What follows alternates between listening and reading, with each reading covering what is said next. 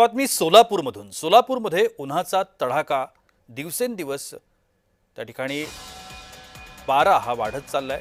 43 अंशांच्या पार हा सोलापूर जिल्ह्याचा पारा जाऊन पोहोचलाय। पुढचे काही दिवस या ठिकाणी उष्णतेचा रेड अलर्ट जारी करण्यात आला। हवामान विभागाने पुढचे काही दिवस उष्णतेची लाट आणखी तीव्र होण्याचा इशारा देखील दिलाय। दरम्यान वाढत्या तापमानामुळे उष्माघाताचा धोका वाढलाय। प्रशासनाने नागरिकांना दुपारी घराबाहेर पडणं टाळण्याचं आणि भरपूर पाणी पिण्याचं आवाहन केलं। या संदर्भातला आढावा घेतलाय आमचे प्रतिनिधी रवी ढोबळे यांनी। पाहूया। सोलापूर शहरात उन्हाचा पारा जो आहे 43 पार गेलेला आहे। प्रचंड असं जे आहे ते उन्हाचा तडाखा सोलापूर शहर जिल्ह्यात बसतानाचं चित्र पाहायला मिळतंय। सोलापुरामध्ये यंदाच्या मोसमातील तापमानाने जो आहे तो उच्चांक गाठलेला आहे।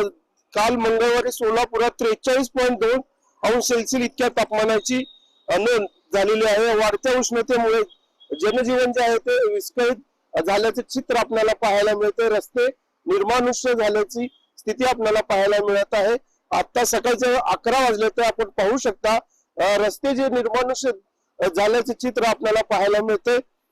कोरड्या हवामुळे जे आहे ते नागरिकांच्या अंगाची लाही लाही होतानाचं चित्र पाहायला मिळत आहे।